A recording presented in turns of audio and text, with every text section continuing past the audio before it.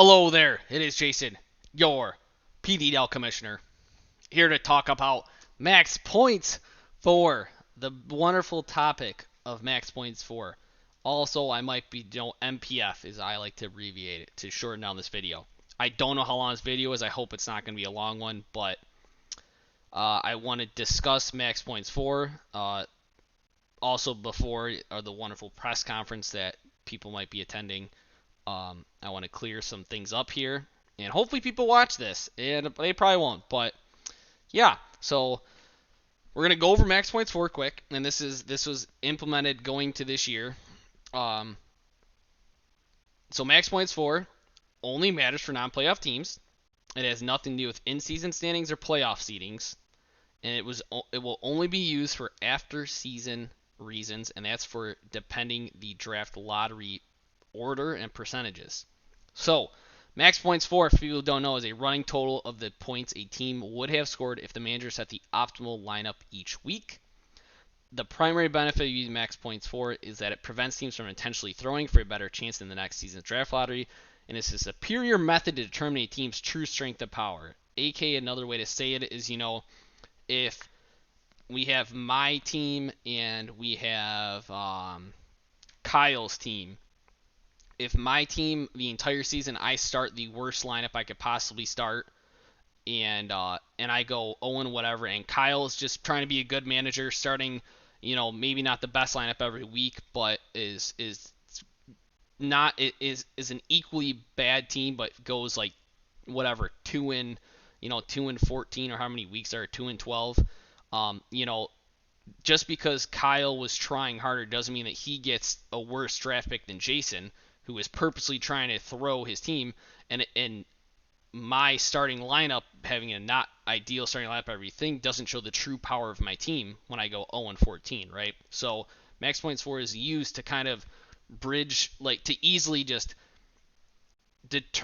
determine what the strength of a team is, and obviously the worst teams should probably deserve a higher chance at a higher draft pick, or lower, depending on however you want to say it, but where and there's no benefit for starting a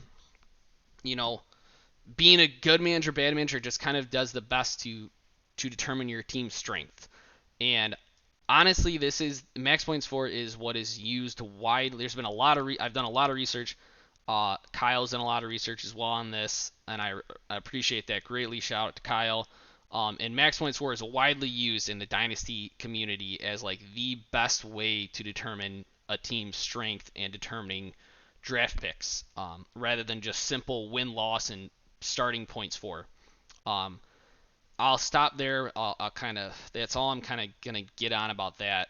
But anyway, any attempt by a manager to purposefully manipulate their team's max points for can be judged and punished upon the discretion of the commissioner. Potential punishments could result in an increase in a team's max points for, or a change in the team's draft lottery standings. Obviously, I don't want to do that shit, right? But I want to make sure we have like an honest league and no one is purposely trying to not get a win and loss, right? So, and it makes me do the least amount of work because it determines the auto strengths of teams and stuff like that. And when in the case that somebody doesn't want to get a win for whatever reason, then we can punish them with adding max points for if they're trying to get around max points for, right? So I've not touched this. This is what the rules have been. This is what I had before, and this is the tweak that I will be making, and this is kind of what's going to be covered in the video. Is one case that occurs: a team is left with no QBs for a given week for multiple reasons, whether the team is currently 1st or 16th place, and whether it's week 1 or 14. A team is never expected to have to pick up a free agent to plug in their starting lineup. And I strongly agree with that. I don't want to force a team to have to make a trade. I don't want to force anyone to do anything that they think is not good for their dynasty team in the short term and long term.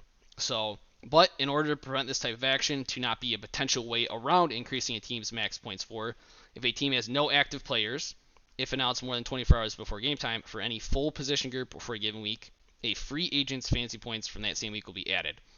I'm not going to cover this because this is what my thought was, but it wasn't a good way to do it. So this is why I'm having this kind of mid-season tweak, and I think it's the most fair way I can go about this with, and yeah. So, and if you don't know how to view max points for, if you go to the Sleeper app, it actually doesn't show it here. If you go to League, it doesn't show it here. It just shows points for and points against. Fucking get your shit together, Sleeper app. But if you do the previous weeks, you can see like, you go to, it's not even here. All right, I give up. Maybe you need to be like a week back. Nope. All right. So if you go to your phone, I don't know why I'm taking time to fucking do this, but we're doing it. If you go to your phone, you go to League here, and then you're looking at the standings right here. This is the standings. There's a view details right by standings, right? You click view details, and right there is points, max points for. So that's how you can view it. I don't know if you can't really see it. So like the column in there. So that's how you get there. Anyway, so to figure out how I could change this in a positive way for everybody in this league for this year is I went through every week, which has only been 9 weeks, and I have, anytime somebody started a player with 0 points, I have taken a note of it. A lot of times, it's, again, the point of this is to show why max points for is so good and why we need to use max points for is because you can see that there's a lot of cases here where nobody is trying to get 0 points. That's what happens. It's fantasy football, right? Plus we have larger rosters. A lot more people are getting started than maybe in like a 10-man league would happen. So 0 happens a little bit more often, and there's nothing wrong with that, right? That it kind of goes into the importance of depth in this league, and I won't continue down that road, but yeah. So first example is in week 1, Tyler started Irv Smith in his flex spot. He scored 0 points with 2 targets. He did play 31% of the snaps, and Tyler had an active bench flex spot in his bench that got 8.4 points, and that just auto adds to the max points for. So like Tyler, there's no negative effect on Tyler starting 0 other than he probably, maybe it cost him the win. But the max point 4-wise end of season, if he finishes 0-14, he's still getting someone's points from his roster added. So like this is what exactly max points 4 does, and that's not I'm not punishing that. There's no reason to, right? So I did this for 9 weeks. There are 63 cases where someone who started with 0 points. I asked a couple people before what they were. The ranges went from 14 to 40 times they thought it happened. This is why max points for is important, and it easily weeds out the same type of people who are purposely not trying to start their best roster and people who are purposely not starting their best roster. I think I just said the same thing twice. It merges people who start their best roster and people who purposely don't start their best roster. It determines, which one of those you are.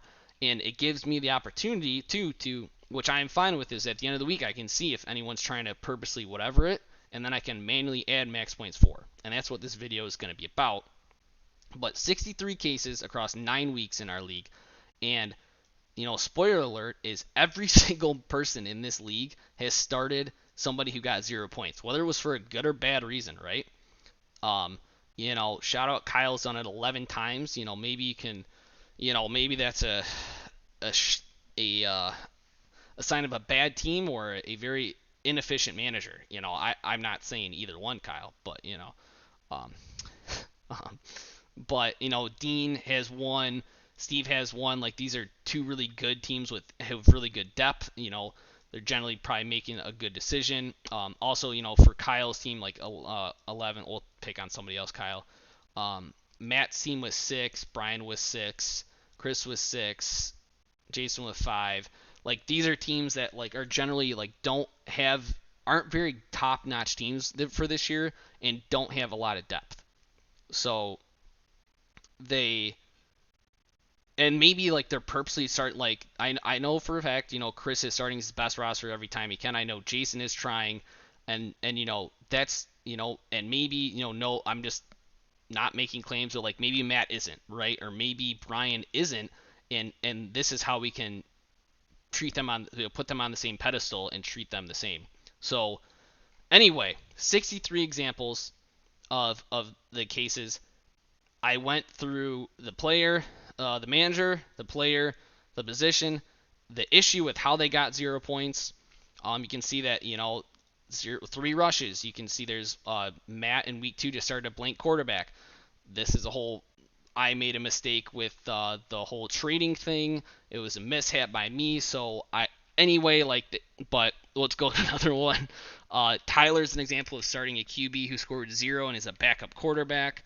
Ryan in week 6 started a blank QB. You can see here Brownlee started T. Higgins, who got 0 targets, playing 16% of snaps. The examples are fucking endless.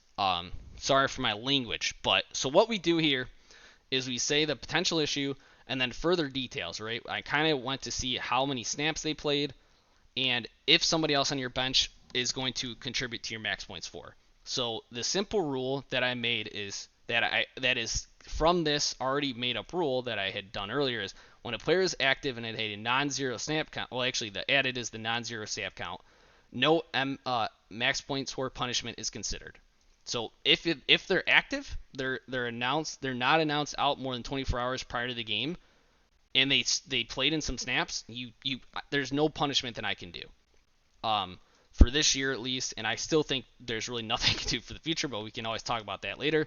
But the next part is when a player was active but did not play a snap, was not announced out greater than 24 hours prior to a game, and a bench player scored greater than 0 points, no MBF, no max point punishment is considered either. And it's kind of the same rule as this, but like is someone on your bench scoring points, max points for is doing its job, right? So you automatically don't get a reviewable offense, right? So this is what I did is I went through all of these and essentially determined like do I need to look further into it, right? To see if there was maybe some foul play or should I add manual max points for, right? And I don't think anyone's trying to when I say foul play, I'm not trying to say anyone's trying to collude or like, get around max points for, but do I need to add manual max points for some reason, right? So in this case, I did it for all 63 cases, and honestly, a giant majority are that somebody didn't play.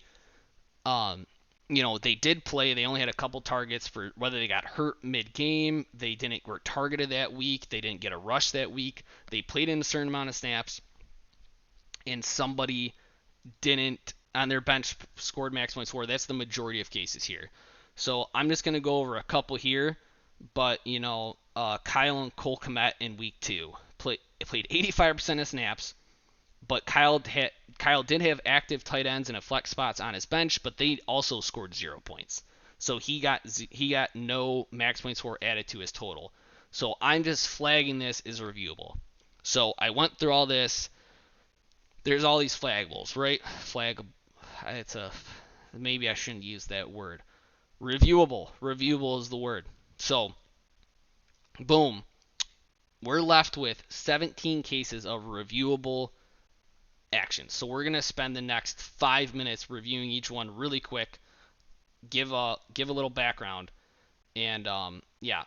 So here, not everyone has a reviewable offense. I mean, that's whatever. A couple of people have 2, Jason has 3, some people have 1 type of thing, and whatever. 17 offenses. So first one, Kyle started Cole Kmet. He didn't get target. He played in snaps, but he had active people on his bench. Cole Kmet's active. He gets no more max points for, but there's no punishment. It's not like Kyle is trying to, at least for this year, there's nothing that I can do to punish this, and I stand by that. And yeah, so and also. Maybe I'll go over this real first, is when a player was active but did not play a snap, was announced out greater than 24 hours prior to a game, and even if no bench spot scored greater than 0 points, no max points for punishment is currently applied. AKA, if your player was active and was not announced out, there's going to be no punishment this year. You're not going to get any manual max points for. And that's the what we can do for this year. The next rule is when starting an empty / non-active spot, you get an auto penalty essentially, or you get max points for, and that's pretty much what we're doing this year. So next case is Matt started a blank QB. This is a very side note thing because Jimmy Garoppolo was on his bench and scored points that week. So it auto adds max points for, so there's no reason to give him more max points for. The only potential punishment is you could say that Matt wasn't trying to win that week, but I know that he generally was not doing that. And I also made an issue with subbing out players, trading a game, mid-game. We don't got to go into more details about that. But Matt's not punished for this. I'm not adding max points for to his thing. Jason Hunter Bryant, he had 0 points with 1 target. He played 57% of snaps. I had active tight ends on my bench, but they didn't score either. And I can't punish that because this guy's active. Again, going back to here. Jordan Love, Tyler, and the yellow ones are kind of things that I might want to change. These are more problematic, second below a punishment, but I want to maybe make changes for the future on, but I need to think more about it, or I will take, input and options from everybody in the league. But Tyler Jordan Love, he's the backup QB. He started. He played 0% of snaps. He was active, and he gets no max points for. Based on this rule, I can't punish that. As much as I honestly want to, I can't. Because it's honestly also the same type of, a lot of these other cases right here where Diami Brown from Aaron, starting to flex, 1 target, played only 5% of snaps here. And also Aaron had no active flex spots on his bench. That's why he's playing Diami Brown, but he does get any max points for. And this is again I can't punish him. He played an active player, so there's no reason to go out of to whatever, right? That's how it's gonna be.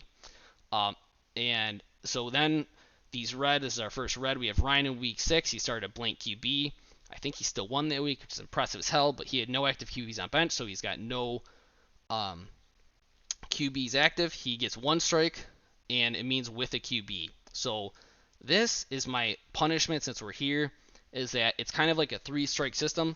So it's not kind of like I did last year, except no, when you get 3rd strike, you're not getting kicked out of the league. You just get more max points for, and that is for people who don't. The reason why there's first, second, 3rd strike is because it happens to everybody, just like how everybody started someone with 0, right? It's kind of like a second. It's okay, I don't want you to are you trying to get around max points for? Do you not want to accumulate them?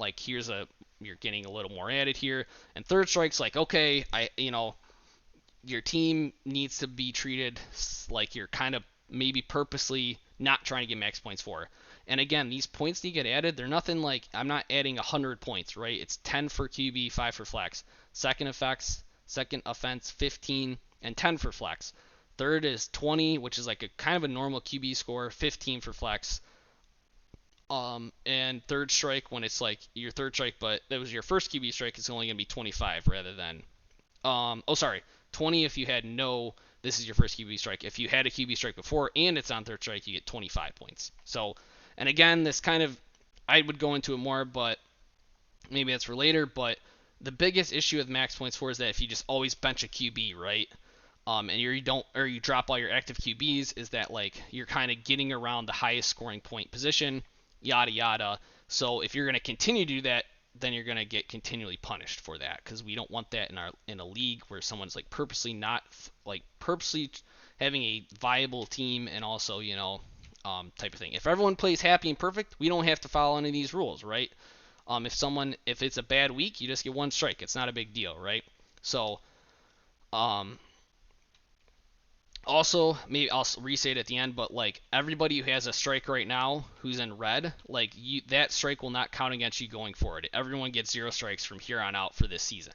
Because I don't want Ryan, Eric, Evan, and Matt to start on worse foot because they already have a strike. I think it was shout out Kyle for that idea too. I think everybody getting 0 strikes right now is the way to go. But they will get max points for added, and in this case, Ryan gets 10 points because it was a QB. Eric, Mike Davis, started in running back, was a healthy scratch, less than 24 hours of the game, which means he was active. He has no active flex on his bench, so he got 0 points, and it's not punishable. He's an active player. He didn't play, but he was last second, so again, we can't punish that. Eric, same week, John Dotson, who he did start, was declared out more than 24 hours to the game. As we know, he had no active bench spots. So, but this is probably a good example of a not punishable offense, or not, punishment offense, and then a punishable offense. So Eric gets 5 points added. The good thing about this is that Ryan and Eric are playoff teams, and these don't even matter to them, right? Chris, DJ Dallas, started running back. He scored 0 with 0 rushes and targets. He did play 8% of snaps. He had no active, so he got 0 points added, but again, he's active. Jason in week 9 had 2. Ronnie Rivers, Chris Evans started in running back and started in flex. They both got 0 rushes and 0 targets. Ronnie Rivers played 0% of offensive snaps, but he did play special teams, and Jason had no one on his bench, so he got no back points for. This is yellow because this is something I want to try to...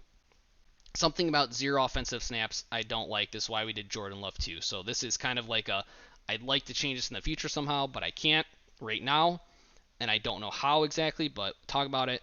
Chris Evans did play in 1% of snaps, and then he also played special teams and got hurt on special teams. That's why he didn't get anything. But it's, again, he's like Ronnie Rivers and Chris Evans were both active, and we've talked about it. I can't punish active as much as I might want to sometimes. Kyle Jarvis Landry is week 9. These are all week 9. So, and again, the more we get into bye weeks and later we get in the season, more injuries, the more this kind of stuff happens, and it's just easy that we have a baseline for getting, max points for and stuff like that. So, Jarvis Landry, healthy scratch, last 24 hours of the game. He did have active flex spots on his bench, but he also didn't score. I can't punish it. I don't like that he was a healthy scratch, though, and he probably could have played somebody else who was probably going to play, but also maybe Jarvis Landry wasn't. That's why it's yellow right now. It's kind of like a iffy situation that I'd like to monitor type of thing. 9, we had 2 from Dave, Van Jefferson, Sky Moore. Maybe says more about his team, but Van Jefferson scored 0 points. 1 target. Sky Moore 1 target.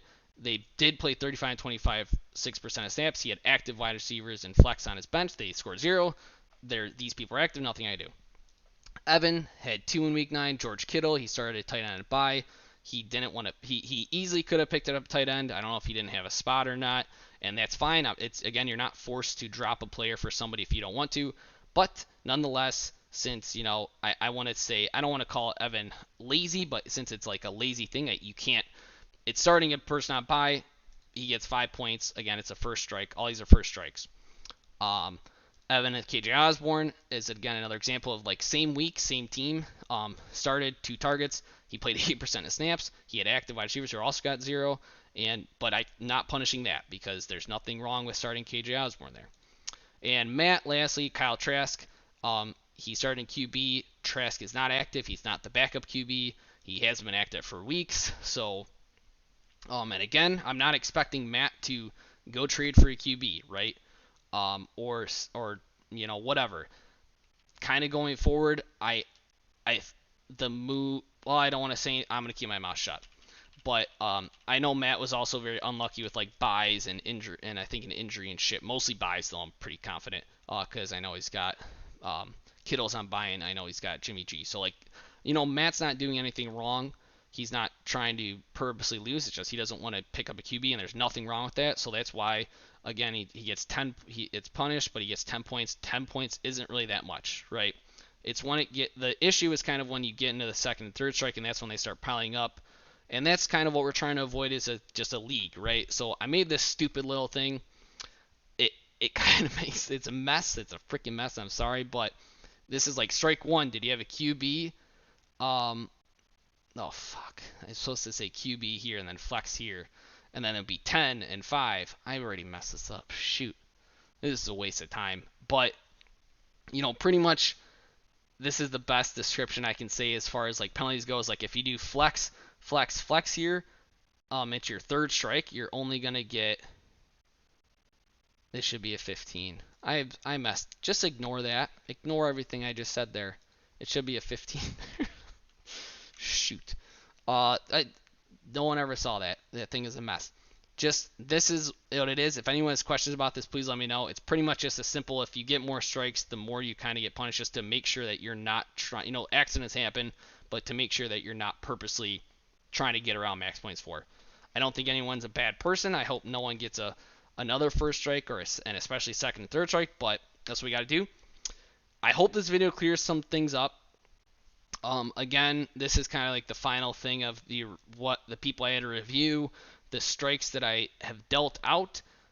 Again, these people go into next week with 0 strikes. If let's say, for example, Matt doesn't have a QB for next week, he's not going to get 15 next time he doesn't start a QB. He's going to go back to strike 1 because that's fair and that we're all kind of starting on a new thing. And to be also fair is that before this last week, I did warn Ryan and Tyler about points that they were going to get added. I didn't know about Eric's and Jahan Dotson, so I am adding points to Eric without warning. But then this last week, I didn't. These other 2 punishments are from this last week, which was, before the kind of these changes, but also I didn't have any time to warn them that they are going to get max points because I was still trying to figure things out. But I hope that clears up things. If you have any questions, please let me know. Please come to the press conference, I guess. Ask whatever. And if you have any questions, concerns, or, throw them out there. Want this league to be the best dynasty league out there, and anything that could make it that way is I'm up for listening and stuff. So max point score is the answer, as you can see from this all 0 point starts.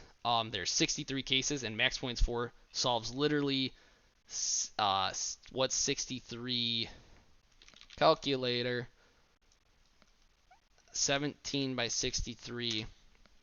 It solves 74% of cases just by using max points for. Pretty sick, right?